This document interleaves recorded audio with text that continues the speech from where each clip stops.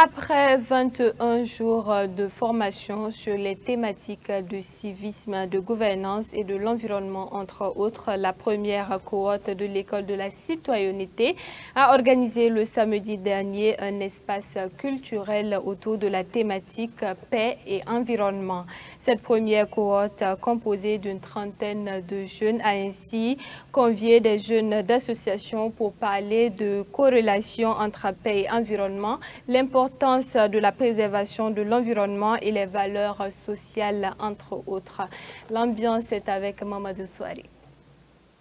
Panel sur la thématique paix et environnement, sketch pour montrer le bon exemple en matière de préservation de l'environnement et d'assainissement du cadre de vie et échange d'idées sur les mêmes sujets. Voici synthétisé l'espace culturel de cette première cohorte de l'école de la citoyenneté dans le cadre du programme de recherche et d'éducation citoyenne pour la paix au Burkina Faso, une initiative de l'Institut néerlandais pour la démocratie multipartie. Ce sont donc 21 jours de formation qui sont couronnés par cet espace culturel voulu par les alumni de cette première cohorte avec pour thème paix et environnement. Cette thématique qui est issue de l'inspiration de ces alumni, nous avons vu la situation du pays actuel. Nous avons porté à cœur le fait que l'environnement soit une thématique très importante. Et au-delà de ça, comment nous pouvons concilier paix et environnement. Et c'est dans ce sens que cette thématique a été choisie.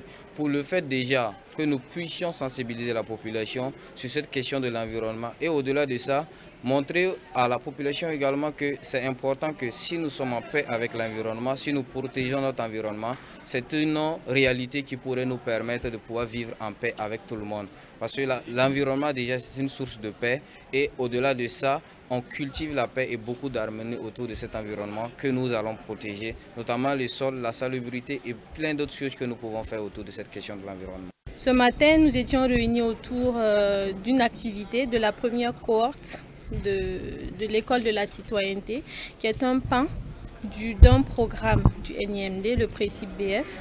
Et cette cohorte mettait en œuvre aujourd'hui ce qu'on appelle un espace culturel. Donc après avoir suivi 21 jours de formation, les jeunes de cette cohorte ont convié d'autres jeunes d'associations autour d'une thématique qui est paix et environnement. Et durant cette journée, ils ont prévu discuter de ce thème, mais ils ont également prévu que la journée soit à la fois pédagogique et festive, ludique. Mahamadi Ouedraogo, le panéliste du jour, a au cours de sa communication tenté de montrer la corrélation entre paix et environnement, de motiver ces jeunes à être des citoyens actifs en mettant l'accent sur l'aspect spirituel de la protection de l'environnement. Sans environnement, il n'y a pas de vie. Sans environnement, c'est difficile de bâtir une vie positive, une vie qui avance. Donc, parler de paix et parler d'environnement, si vous voulez, c'est de parler de bonheur, c'est de parler de la vie de façon générale. Parce que notre vie, quand elle se mène dans un environnement positif, on est plus en paix avec nous-mêmes et on peut être un acteur de développement pour sa communauté. Donc la paix et l'environnement sont intimement liés parce qu'il s'agit ici de célébrer la vie, de célébrer l'espoir, parce que sans paix, sans environnement, aucune vie n'est possible.